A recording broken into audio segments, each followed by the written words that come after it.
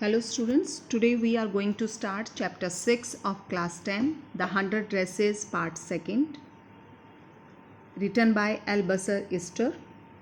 The story 100 Dresses is about the discrimination faced by a young schoolgirl named Wanda Petronovsky, who was of Polish origin and studying in America.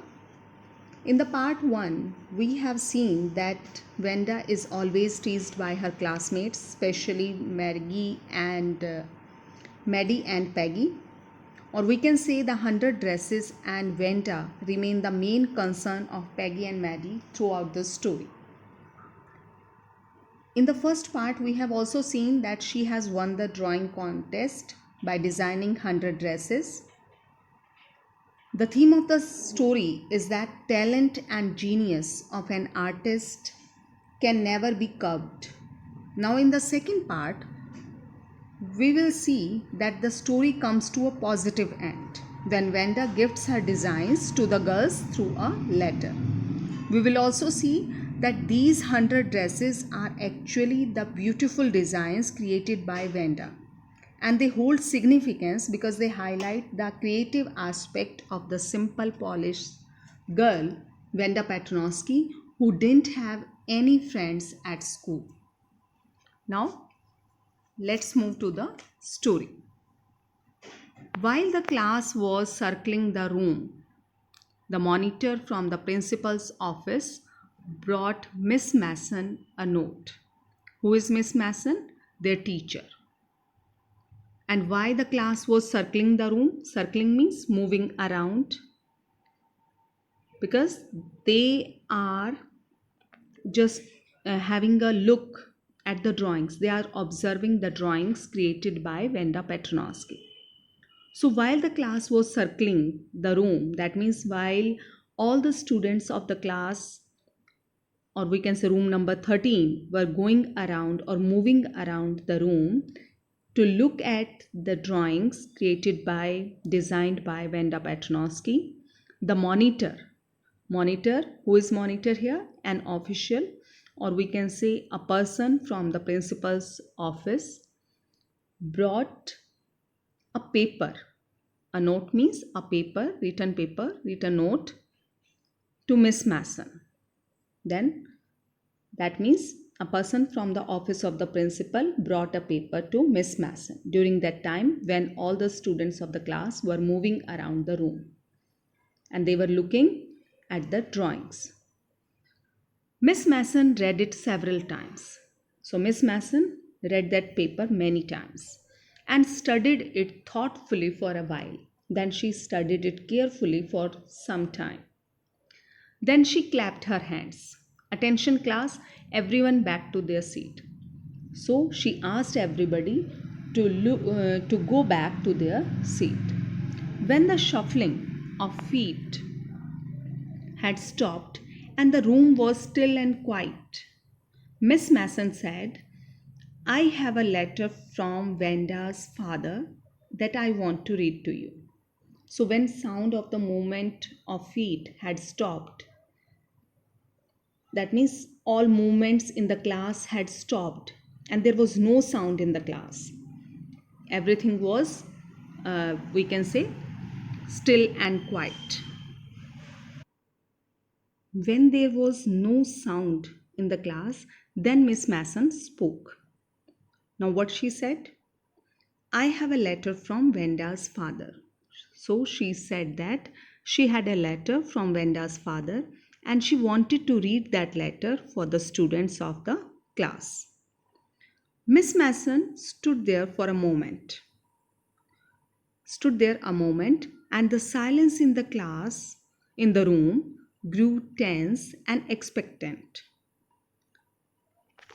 So Miss Mason did not speak for some time, and every student was silent, tensed, and eager to know what is in the letter. Right? The teacher adjusted her glasses slowly and deliberately. Deliberately means intentionally. So the teacher slowly and intentionally adjusted her spectacles. Glasses means spectacles. So her style, her manner indicated that what was coming. This letter from Venda's father was a matter of great importance. So her style, her way of just adjusting her glasses and thinking indicated that she was going to read something of great importance. Everybody listened closely as Miss Mason read the brief note. So, when Miss Mason started reading the brief note, everybody listened with full attention, with complete attention. Now, what was the letter? Dear teacher, my vendor will not come to your school anymore. So, that letter was written by Venda's father. And what he said, Dear teacher, my vendor will not come to your school anymore. Will not come to your school. Jack also. So here we can see probably he is brother of Venda. Will also not be coming to school. Now we move away to big city. We are shifting to a big city. No more Holler Pollock. That means it means no teasing. It means she will not be teased there. No more ask why funny name. So nobody will ask why her name is so funny. Plenty of funny names in the big city. Yours truly, Jen Petronski. So in that big city, several people of different names stay there. That's why there would not be any matter of asking or we can say teasing, or why her name is so funny. So the letter was signed by Jen Petronsky. A deep silence met the reading of this letter. Miss Mason took off her glasses and wiped blew on them and wiped them on her soft white handkerchief. So after listening to the letter, the whole class was silent, and Miss Mason removed her spectacles, blew air from her mouth on it, and cleaned it with her soft handkerchief. Then she put them on again. So she again put on her glasses and looked at the class. That means looked at the students. When she spoke, her voice was very low. Now she spoke in a very low voice. I'm sure that none of the boys and girls in room 13 would purposely and deliberately hurt anyone's feelings because his or her name happened to be a long, unfamiliar one. So, what she said, that I'm sure that no student of this class, this room number 13, will intentionally hurt anybody's feeling because a name was long or strange. What was that name? Venda Paternoski. So I prefer to think that what was said in thoughtlessness. So what she was expecting, that I would like to assume that what was said to Venda was carelessness. I know that all of you feel the way I do, that this is a very unfortunate thing to have happened, unfortunate and sad both, and I want you all to think about it. So, I am aware that we all are feeling that it is unfortunate as well as sad that Venda has left the school, and I want you to think about it. So she was just expecting that no one has hurt her intentionally, and whatever was said, that was said in carelessness without any empathy. So she just expect that all the students should think over it, to think about it, and it should not be happened again. The first period was a study period. Maddie tried to prepare her lessons, but she could not put her mind on her work. So we come to know that in the first period, a teacher has taught the class. That means it was a study period. And Maddie tried to understand, tried to prepare her notes, her lessons. That means what was being taught, but she was not able to concentrate. She had a very sick feeling in the bottom of her stomach. Sick feeling in stomach means disturbed, upset. She was very upset and disturbed.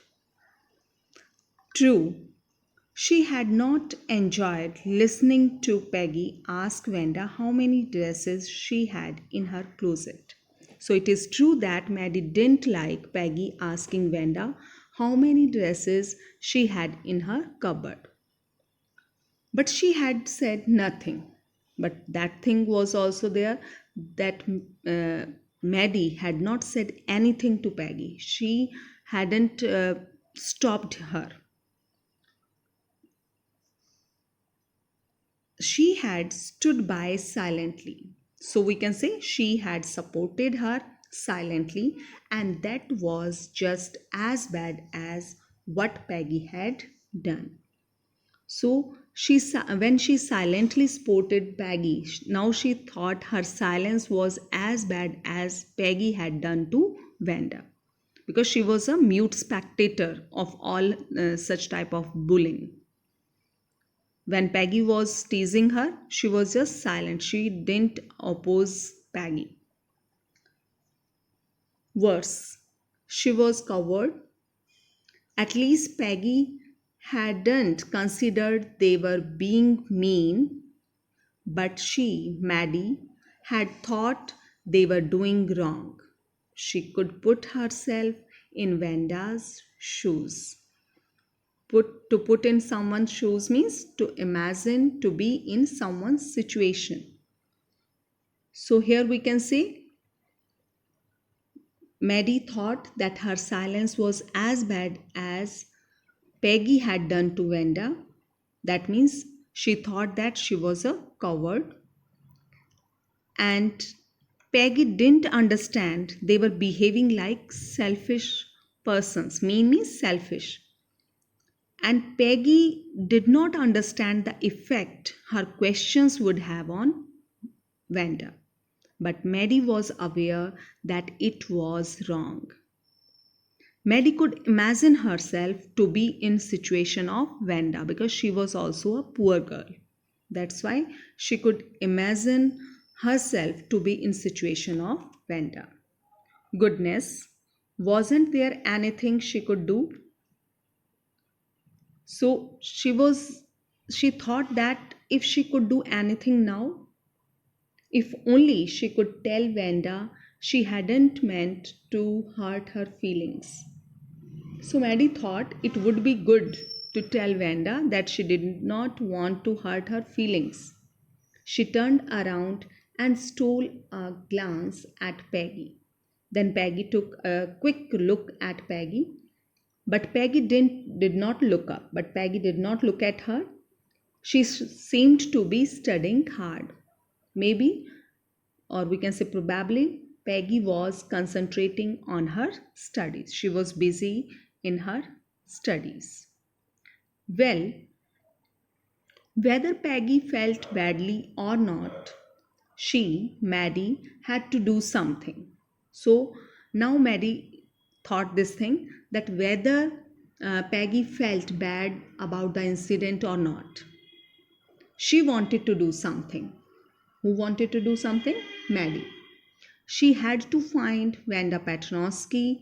Maybe she had not yet moved away. Maybe Peggy would climb the heights with her and they would tell Vanda she had won the contest, and they thought she was smart and the 100 dresses were beautiful. So whether Peggy felt bad about the incident or not, Maddie just wanted to do something about it. She wanted to meet Vanda Patronovsky. Maybe she had not yet shifted to another city. Maybe Peggy will come with her to Boggings Heights. Heights means Boggings Heights. And then they would tell Vanda that she was the winner of the contest and she was very smart and her 100 dresses were very beautiful. When class was dismissed, in the afternoon, Peggy said with pretended casualness. So, when the class was closed in the afternoon, Peggy told Maddie with pretended casualness means in a as if she was just quite normal. It's totally casual. So Peggy told Maddie to go to Boggings Height, and Peggy just behaved as if she was quite normal. Hey, let's go and see if that kid has left town or not. So Peggy had the same idea, and Maddie glowed, and Peg was really all right. So here what happened that when the school was closed in the afternoon, Peggy told Maddie to go to Heights, and Peggy behaved as if it is totally normal. She wanted to check whether Vanda had gone away or not, so Peggy also wanted to meet Vanda. Now Maddie felt very happy. She thought Peggy was always right. She thought that Peggy also didn't want to hurt Vanda's feelings. So the two girls hurried out of the building, up the street towards Boggings Height, the part of town that wore such a forbidding air on this kind of a November afternoon, drizzling, damp, and dismal. So Peggy and Maddie quickly came out of the school building, building means of the school building, and started going towards Boggings Height. People didn't want to go in that part of the town that wore such a forbidding air. That forbidding means disagreeable. That means people didn't want to go in that part of the town. Why? Because during month of November there used to be rains in that area and the locality was wet, or we can say it had a dull or sad just appearance. That's why the people didn't want to visit that place. Well, at least, said Peggy gruffly. Gruffly means roughly, abruptly. I never did call for a foreigner or uh, make fun of her name. I never thought she had the sense to know we were making fun of her anyway. I thought she was too dumb and gay. Look how uh, she can draw. So Peggy just said in a rough voice, or we can say abruptly, that she had never called Vanda a foreigner. She had never made fun of her name. I never thought she had the wisdom, she had the sense to understand that we were only having some fun. We were not serious. I thought she was a big fool, dumb means fool, but she can make beautiful drawings.